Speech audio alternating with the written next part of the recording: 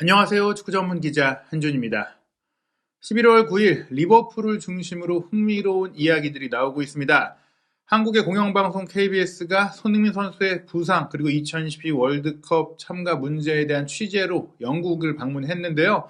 토트넘과 리버풀의 경기 현장에서 클롭 감독과 인터뷰를 진행했고 이 인터뷰에서 클롭 감독이 손흥민 선수에 대해 언급한 것이 화제가 되고 있습니다. 영입 의지가 이전에 있었고 영입하지 못한 게 내 인생 최대 실수라고 했었죠.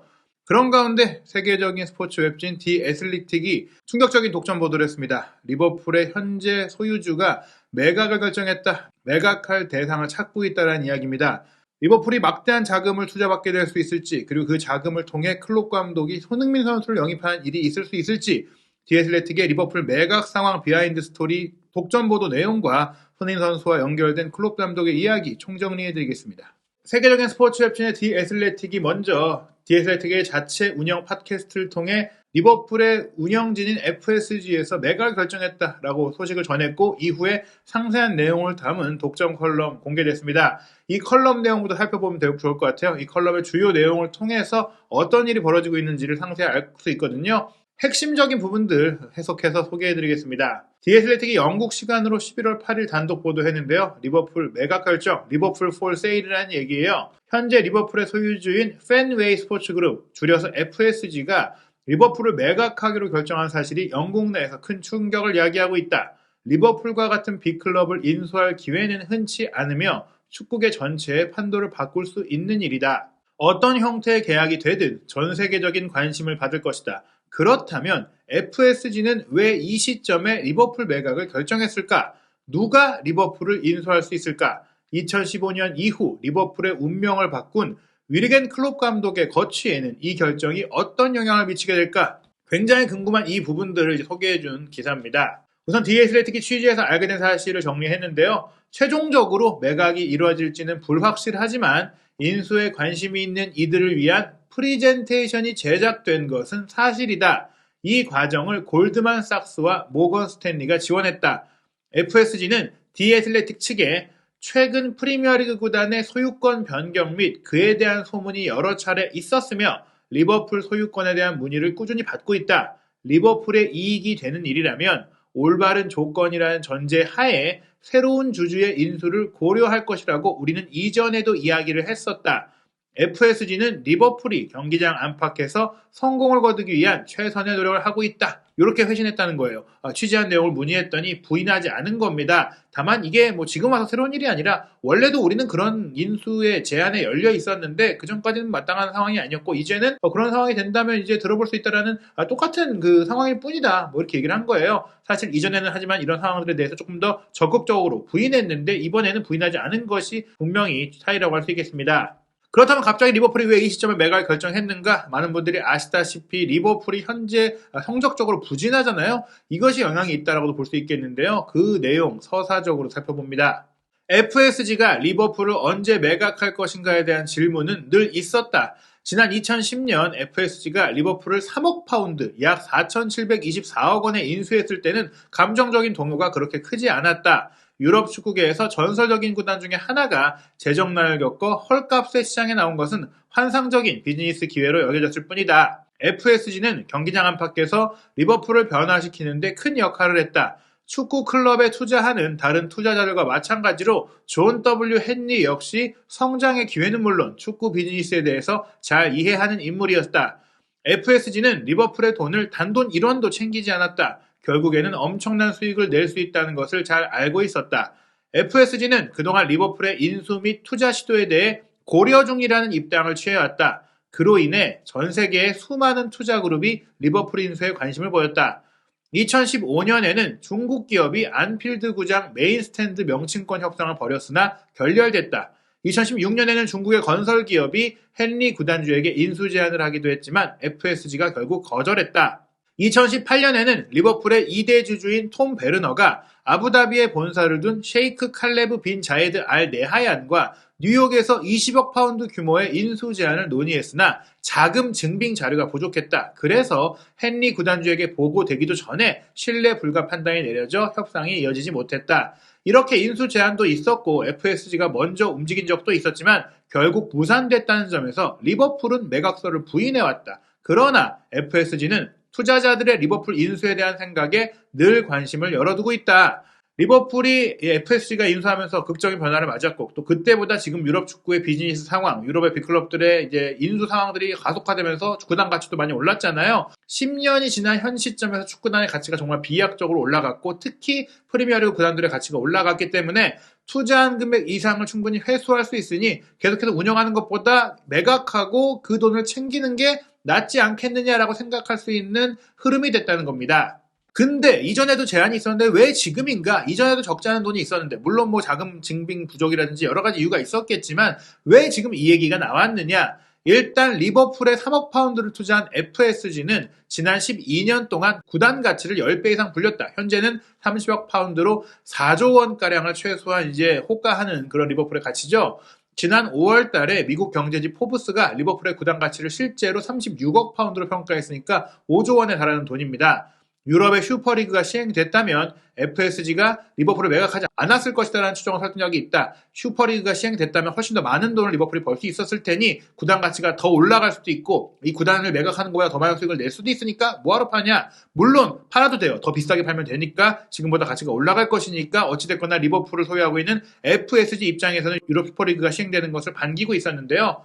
문제는 이제 미국의 야구팀 운영하고 있는 이제 헨리 구단주 입장에서는 유럽 축구는 매 시즌에 구단의 수익이 일정할 수가 없다. 챔피언스리그를 나가야만 어느 정도의 고수익을 보장받을 수가 있는데 챔피언스리그를 항상 나가는 것을 보장할 수가 없는 또 축구계의 경쟁이 치열한 상황이기 때문이에요. 헨리 구단주가 경기력과 관계없이 챔피언스리그 참가 수준의 수익을 원하고 있는데 그래서 이제 2021년 4월달 슈퍼리그 계획 발표에 동의를 한 겁니다. 하지만 팬들이 거세게 반발을 했고 헨리 구단주도 자존심을 좀 상하는 상황이었지만 팬들에게 사과문을 써야 했었거든요. 그런 가운데 2대 주주인 베르너가 지난 5월달 디애슬레틱과 인터뷰에서 슈퍼리그는 이제 리버풀의 고려 대상이 아닙니다. 우리의 실수 인정했고 이제 지나간 일입니다 라면서 그런 일은 없을 거라고 얘기를 했습니다. 최근 몇 년간 FSG가 가장 좌절감을 크게 느낀 이유가 바로 이런 자금의 문제인데요. 유럽 축구연맹이 운영하고 있는 파이낸셜 페어플레이 규정이 제대로 작동하지 않기 때문이다. 챔피언스리그를 나가기 위해 투자도 하고 경기력도 끌어올리고 있는데 막대한 오일머니가 들어와서 질서를 어지럽히면서 투자를 해갖고 상대하기가 어렵게 만들어 놓은 거예요. 그런데 이게 제대로 제재를 못 받고 있는다. FSG가 리버풀을 인수했을 때는 이 파이낸셜 페어플레이 규정이 어기는 상황이 됐을 때는 중징계가 내려질 것이다. 이런 얘기를 들었기 때문에 투자를 한 건데 지난 2020년에 실제로 맨체스터 시티가 FFP를 어겼을 때 챔피언스 출전 금지 징계를 받았거든요. 근데 맨시티가 스포츠 중재재판소에 항소를 했고 이 항소가 받아들여져가지고 벌금 징계로 끝나면서 큰 타격 없이 넘어간 거예요. 리버풀의 2대 주주인 베르너가 당시 인터뷰에서 10년 전에 우리가 리버풀 인수에 관심을 가진 이유가 이 FFP 규정에 대한 믿음 때문이었는데 이제 공정한 경쟁이 안 되는 거 아니냐 이런 이제 부분들이 리버풀에서 발을 빼야 되나? 우리가 이렇게 이 정도의 투자로 챔피언스 리그도 못 나가고 수익을 못 내는 거 아니야? 뭐 이런 생각을 하게 됐다는 것이죠. 그런 가운데 FSG는 계속 투자를 하고 있어요. 내년 여름에 완공될 새로운 안필드 스탠드는 8천만 파운드를 투자했다고 하는데요. 이것을 통해 경기장의 최대 수용 인원을 6만 1,000명까지 늘리니까 매치데이 수익이 늘어날 수 있겠죠. 그리고 커크비에 새롭게 훈련장 시설을 공사를 했어요. 여기에 5천만 파운드를 투자했는데 훈련장에 투자한 것은 팀이 더 좋은 유스 아카데미에서 선수를 키워내고 일군 선수들도 더 잘 지원해주고 더 잘 경기를 할 수 있도록 할 수 있는 그런 부분들 경기를 잘하고 이겨야지 또 구단의 수익이 높아질 수 있기 때문에 투자를 한 것인데요. 일단 이렇게 구단의 인프라에 투자를 한 것도 매각을 할 때 이런 투자금까지 반영해가지고 또 이미 투자한 돈 이상의 효과를 또 볼 수 있으니까 어떻게 되냐면 왜 무리한 투자가 아니다. 도움이 되는 투자다 보는 것이죠. 올 시즌 내 리버풀의 성적이 안 좋잖아요. 지금 챔피언스리그 진출을 장담할 수 없는 상황이죠. 그러다 보니까 현재 보스턴에 있는 헨리 구단주라든지 또 커크비 훈련장에서 일하고 있는 클롭 감독이라든지 스태프라든지 이런 모든 이들에게 리버풀이 다시 이제 좋은 성적을 내기 위해서는 대규모의 리빌딩이 필요하다라는 걸 이제 깨닫게 됐는데 그 리빌딩을 위해서는 이적 시장에서 돈을 써야 되고 선수의 연봉도 좀 준비해야 된단 말이죠. 이 투자금이 작지 않은데 이 투자금을 써야 되는 상태에서 만약 올 시즌에 리버풀이 챔피언스리그 진출권을 얻지 못한다면 다음 시즌 구단의 기대 수익과 실제 수익이 떨어지게 될 것이고 그렇다면 당연히 돈을 쓰기가 어려울 것이고 지금 있는 선수들도 지키기 어려워질 것이고 모든 게 악순환에 갈 수밖에 없는 챔피언스리그를 못 나갈 경우 투자하던 팀들이 무너질 수밖에 없는 그런 상황이 또 연출될 수 있다는 것이고 그러다 보니까 그런 위험이 실제로 닥치기 전에 FSG는 새로운 투자자를 찾고 있다.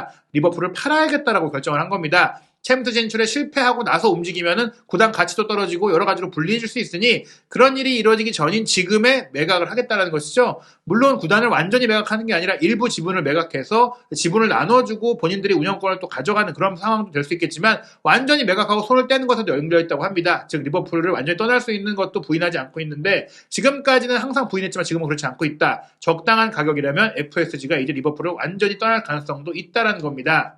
중요한 건 이제 클롭 감독이에요. 클롭 감독이 이 운영진이 바뀔 때도 리버풀과 보장되어 있는 장기 계약을 이행할 것이냐 아니면 첼시가 그랬듯이 새로운 구단주가 오고 감독이 바뀌는 상황, 모든 것이 바뀌는 상황이 될 것이냐 봐야 되는데요. 이 부분에 대해서 디에슬레틱이 취재한 내용을 살펴보겠습니다. FSG 내부에서 위르겐 클롭 감독의 열혈 지지자는 구단 사장 역할을 맡고 있는 마이크 고든이다. 클롭 본인이 직접 말한 바가 있는데 클롭 감독과 고든은 적어도 하루에 한 번은 대화를 나눌 정도로 가깝다. 고든은 리버풀의 운영 전반을 컨트롤해온 인물이다. 리버풀의 돈줄을 쥐고 있는 인물이고 재정에 대한 모든 결정에는 고든의 허락이 필요한, 고든의 결재가 필요한 상황이다. 데이터 분석가의 존재가 선수의 계약 성과와 관련이 있다는 게 확인됐을 때 고든은 마이클 에드워즈의 그 담당자, 데이터 담당자를 디렉터로까지 승격을 시키기도 했다. 그리고 지난 여름에 에드워즈가 그만뒀을 때는 줄리언 워드에게 그 자리를 맡기면서도 여전히 에드워즈와 좋은 관계를 형성하고 조언을 들을 정도로 인간관계를 잘 만들고 있다. 이렇게 이제 인품도 좋고 성격이 좋은 인물이다 보니까 이제 클롭 감독과 가까운 인물이 바로 이 고든 사장인데요. 2015년에 클롭 감독이 리버풀에 부임하려고 했을 때 면접 현장에도 고든이 있을 정도로 지금 리버풀의 운영 전반에 고든이 큰 영향을 미치고 있어요. 둘이 거의 뭐 친구처럼 가까워졌다. 비즈니스적인 관계지만 그 이상의 우정을 나누는 관계다. 리버풀에서 둘이 함께 오래도록 할 거라는 자신감들이 있었고 그래서 연장 계약이 된 것이거든요. 사실 FSG 입장에서는 이미 많은 성과, 챔피언스리그 우승과 프리미어리그 우승을 이룬 클롭 감독이 독일 사람이기도 하니까 2024년에 리버풀과 계약이 끝나면 다음 스텝을 위해 떠날 거라고 생각을 했는데 지난 4월 달이었죠. 클롭 감독이 아내와 상의한 다음에 고든 사장에게 먼저 연락을 해가지고 내가 리버풀과 연장 계약하고 싶다 이렇게 얘기하면서 2년 연장 계약이 돼서 2026년까지 함께 하기로 한 거예요. FSG 입장에서도 이 결정을 굉장히 놀랍지만 반겼는데 클롭 감독이 워낙 능력이 있고 좋은 감독이니까 우리 장기적으로 잘할 수 있겠다 생각을 했는데요. 당시에 이제 리버풀의 2대 주주인 베르너도 클롭 감독의 아내인 올라가 안필드에 더 있어야 한다고 얘기를 했기 때문에 이렇게 된 것이다. 그녀가 클롭 감독의 마음을 정하게 했다라고 이제 고마워했거든요. 근데 클롭 감독이 연장 계약을 한 이유 중에 또 다른 하나가 고든 사장과의 관계입니다. 고든 사장도 FSG와 장기 계약을 서로 맺었기 때문에 고든과 함께 간다. 이 유대 관계가 이어진다. 그래서 이제 진행을 한 건데 FSG가 리버풀 구단을 매각하면 FSG 소속으로 리버풀 사장 역할을 맡고 있는 고든 사장도 나가게 된다는 거예요. 그러면 클롭 감독은 고든이 없는 상태에서 리버풀에서 계속 일을 하게 될 것이냐. 그런 부분에 대해서 리스크가 있는 것이죠. 즉 FSG가 구단을 매각할 경우 클롭 감독이 당장 나가진 않더라도 길게 남아있지 않을 가능성이 있다는 겁니다. 클롭 감독이 최근에 리버풀이 처한 어려움, FSG의 어려움을 좀 인지한 것 같았어요. 최근 인터뷰에서 공개적으로 재정적으로 원하는 것을 다 할 수 있는 3개의 구단이 있어서 경쟁이 불공정하다는 식의 얘기를 했거든요. 국가 펀드에서 국가 차원에서 자금을 지원하는 아랍에미리트의 맨시티, 사우디의 뉴캐슬, 카타르의 파리 생제르맹 이런 팀들에 대해서 이제 지적을 했는데요. 디에슬레틱의 취재에 따르면 클롭 감독이 이미 지난 10월 달에 이 FSG 내부에 돌아가는 상황, 리버풀을 매각하려고 하는 상황을 의도를 알고 있었다, 파악했다고 합니다. 그러니까 지금 벌어진 일 이미 어느 정도 얘기가 돌았다는 얘기죠. 고든 사장은 월드컵 식기 전까지 이 이야기가 새어나가지 않길 바랬지만 결국은 클롭 감독도 알게 됐고 이제 모두가 다 아는 상황이 돼버린 겁니다. 리버풀의 운영에 대한 굉장히 어려운 상황이 된 건데요. 사실 리버풀 팬들은 이 미국 자본인 FSG를 그렇게 반기지 않았고 퇴진 운동을 벌이기도 했었어요. 결정적으로는 그 슈퍼리그 참가 문제 당시에 크게 신임을 잃었는데 하지만 반기고 좋아하는 팬들도 있습니다. 일단 클롭 감독을 선임한 게 FSG고 30년 만에 프리미어리그 우승이라든지 그러니까 프리미어리그 출범 이후엔 첫 우승이죠. 게다가 챔피언스리그 우승 같은 영광을 이뤘기 때문에 성과를 냈잖아요.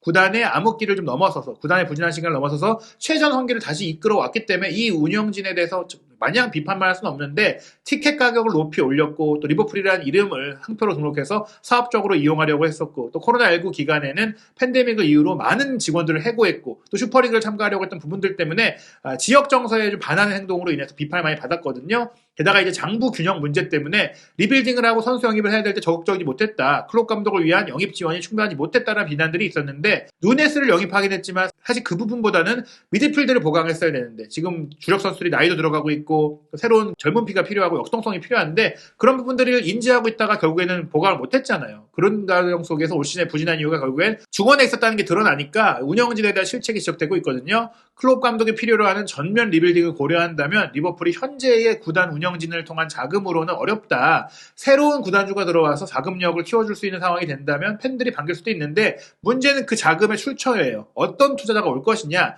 헤지펀드가 이제 투자할 것이냐, 오일머니로 한 방에 들어올 것이냐, 아직 어떤 것이 될지 모르는데, 리버풀 팬들은 말씀드린 대로 클롭 감독도 그렇고 전반적으로 오일머니를 비판해 왔잖아요. 사우디아라비아나 아부다비의 이 인권 문제를 언급하면서 뉴캐슬과 리치티를 이제 지적했었는데, 만약 또 다른 오일머니가 리버풀에 온다면 리버풀 팬들도 할 말이 없고 또 그런 상대를 견디기가 어려운 자기 모순에 빠진 상황이 됩니다. 그래서 리버풀 팬들은 오일머니로 성공하는 것을 원치 않는 상황이라고 해요. 그렇기 때문에 새로운 구단주의 목적이 어떤 것보다 주용할 것이다라는 얘기 나오고 있고, 리버풀 서포터 연합은 그래서 이 보도가 나온 이후에 매각 협상에 서포터도 관여하고 싶다, 우리의 의견도 반영해달라, 이렇게 좀 얘기를 하고 있는데요. 일단 FSG가 직접 이 매각 협상을 하는 건 아니에요. 골드만삭스, 모건 스탠리 같은 대행사를 지정해서 이들이 진행하고 나서 진행에 대한 수수료를 주기로 했거든요. FSG가 당장 매각을 서두르고 있는 건 아닙니다. 첼시는 로만 아브라모비치가 러시아의 전쟁 문제 때문에 어쩔 수 없이 매각을 하게 돼서 빨리 그 매각 주체를 찾아야 되는 그 서두르는 상황이었지만, FSG는 만약에 조건이 마음에 안 들고 자금 출처가 마음에 안 들면 그냥 우리 매각 안 하고 운영할게, 그러면 되는 상황이기 때문에 당장 뭐 매각이 될 것이다, 해야 한다, 이런 건 아니라고 보시면 됩니다.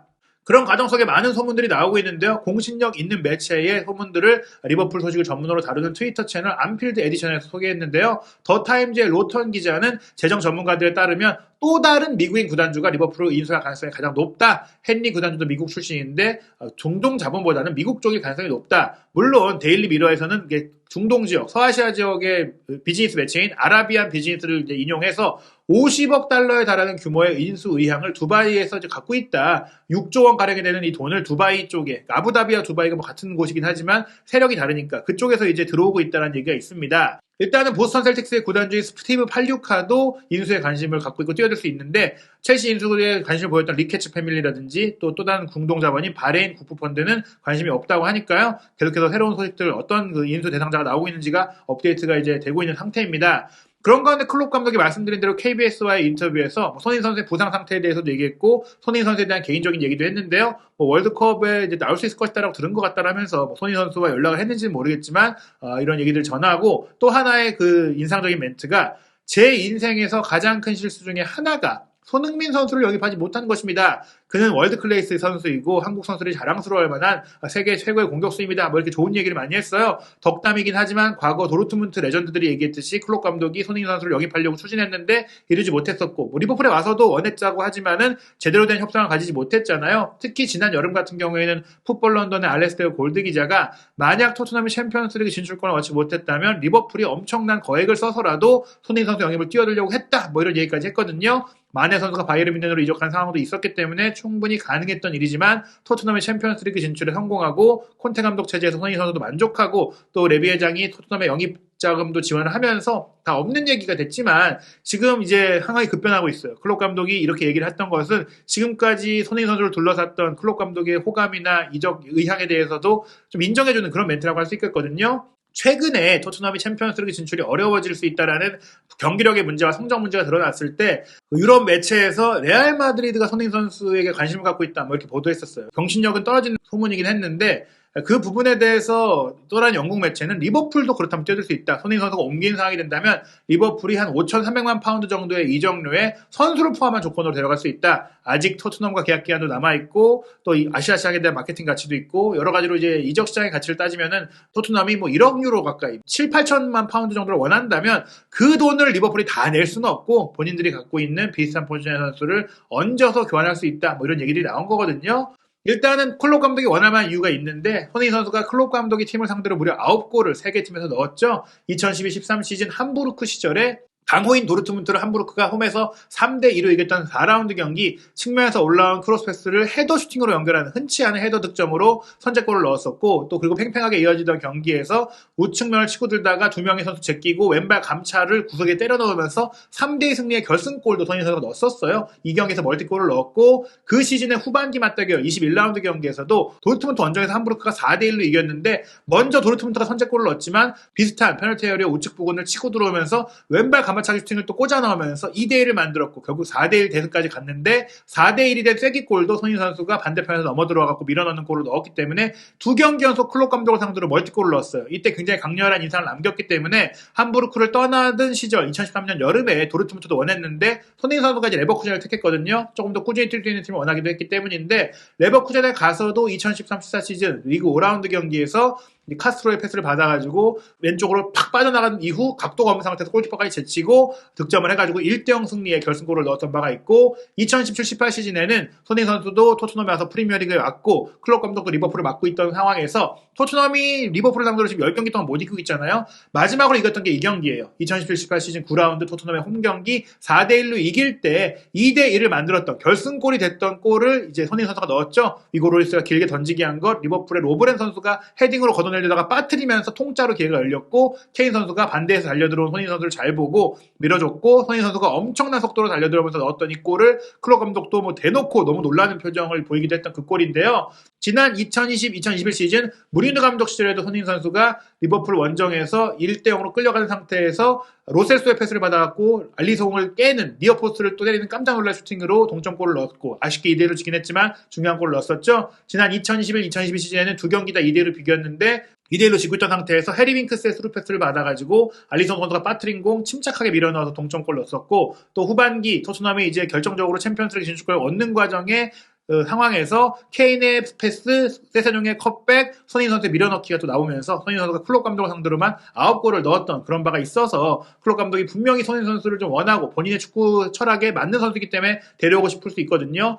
다만 쉽지가 않은 게 이제 리버풀이 이제 리빌딩을 어떻게 할 것이냐. 리버풀이 챔피언스리그 진출권을 확보를 해야만 자금이 좀 올 수 있고 아니면은 확보를 못 한다고 하더라도 뭐 새로운 구단주가 와서 돈을 투자해야 되는데 근데 손흥민 선수 입장에서도 챔피언스리그를 못 나가는 리버풀에 갈 이유가 있냐. 토트넘도 못 나가고 리버풀도 못 나가는 상황이 된다면은 리버풀을 한번 이제 의향을 볼 수 있겠지만 토트넘이 못 나가고 리버풀이 나가는 상태에서 리버풀이 움직여야 될 것이다. 그 옵션이 돼야 될 것 같고 일단 손흥민 선수가 왼쪽을 주로 활동 반경으로 삼는데 이 자리에 루이스 디아스하고 조타도 있고 누네스도 그 자리를 쓸 수가 있어요. 그러다 보니까 사실 현재 리버풀의 공격진 구성에서 보강해야 되는 건 중앙 미드필드 라인이라든지 수비 라인이지 공격 라인을 더 영입할 건 아니거든요. 공격 라인을 영입해야 한다면 일단 피르미누 선수의 계약이 내년 여름에 끝나니까 피르미누가 빠지는 스트라이커 위치를 이제 커버해줘야 되는데 물론 손흥민 선수가 그 위치도 볼 수 있고 뭐 좌우 측면을 다 볼 수가 있다 보니까 살라 선수의 이제 백업 공격수도 없잖아요. 물론 살라 선수가 거의 닥주전이기 때문에 그 자리에 백업으로 손흥민 선수가 가는 거는 뭐 낭비라고 할 수 있겠지만 디아스, 조타, 누네스가 있는 상태에서 손흥민 선수가 들어가긴 좀 어렵다. 결국에는 조타 정도를 이제 토트넘에 내주면서 스왑 딜에다가 현금을 얹어주는 조건이 되지 않겠느냐라는 얘기가 나오는 게 그래서인데요. 누네스가 왼쪽에서 뛸 수는 있겠지만 기본적으로는 마네도 나가고 피르미누까지 나가는 상태에서 그 두 자리를 모두 커버하는 선수로서 배치를 한 것이고 조타도 이제 가짜 고발을 볼 수가 있기 때문에 그렇게 생각을 한 건데 디아스는 사실 영입해서 잘하고 있고 영입한 지 얼마 되지도 않았고 왼쪽에 윙 플레이를 잘하는 선수다 보니까 윙 포워드처럼 움직일 수 있는 선수로는 손흥민 선수가 이제 자격이거든요. 조타와 겹치기 때문에 정말로 이제 리버풀이 손흥민 선수를 영입하려면 조타를 내보내야 되는데 조타가 더 어리잖아요. 계약 기간도 많이 남아있고 그런 점들을 생각한다면 사실 현실성은 없다라고 봐야 될 것 같고요. 물론 이제 리버풀 내부 사정도 있지만 토트넘의 입장에서도 손흥민 선수를 내줄 이유가 없어요. 2025년까지 계약이 돼 있다 보니까 정말 이적을 시키려고 한다면은 2024년 여름이나 돼야 되고 또 다음 시즌에 챔피언스리그 진출권을 뭐 얻지 못한 상황이 돼야만 손흥민 선수를 좀 정리하면서 리빌딩하는 움직임을 가질 수 있는데 그나마 이제 생각해 볼 수 있는 것은 토트넘이 이미 손흥민 선수가 없는 상태에서도 그 역할을 할 수 있는 선수를 꽤 영입했다는 거예요. 히샤이성도 원래는 왼쪽에서 잘 뛰는 선수고 페리시 선수도 손흥민 선수가 부상 당했을 때 전진 배치돼서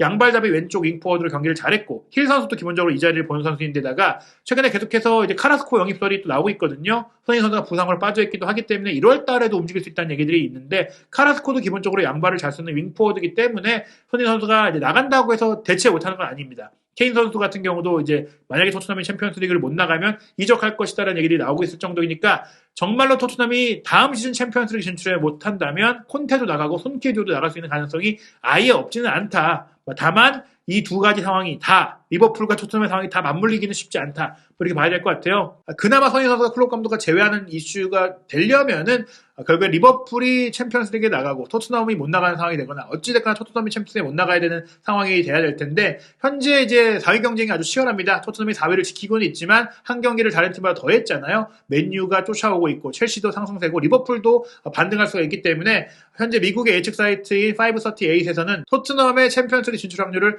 36%로 이제 내다보고 있는데 맨유의 확률이 좀 더 높다라고 보고 있어요. 맨유가 39%니까 36%인 토트넘의 근소 우위다. 그리고 리버풀은 순위상으로는 8위지만 52%로 더 높다. 이렇게 봤을 때는 현재의 그 전력으로 봤을 때 리버풀, 맨유, 뉴캐슬, 첼시 같은 팀들의 토트넘에 밀릴 수 있다. 그리고 그런 상황이 된다면 손흥민 선수가 이적을 할 수 있는 상황도 결코 이제 뭐 배제할 수는 없다. 볼 수 있겠지만 아직 말씀드린 대로 시즌에 남은 기간이 많고 많은 변수들이 있기 때문에 속단하고 조금 이제 이렇게 얘기하는 것은 뭐 내피셜에 가깝겠죠. 어찌됐거나 리버풀의 매각 상황, 자금 상황, 그리고 클롭 감독의 거취에다가 토트넘의 챔스 진출 여부까지 모두가 맞물려야 이 손흥민 선수의 이적 가능성이 열릴 수가 있는데요. 구체적인 이야기, 또 신빙성 있는 이야기가 나온다면 한준TV에서 놓치지 않고 또 분석해서 전해드리도록 하겠습니다. 손흥민 선수가 한국 축구의 역사 새롭게 쓰고 있는, 도전하고 있는데요. 한준TV는 그 모든 이야기 여러분들에게 소개하도록 노력하겠습니다.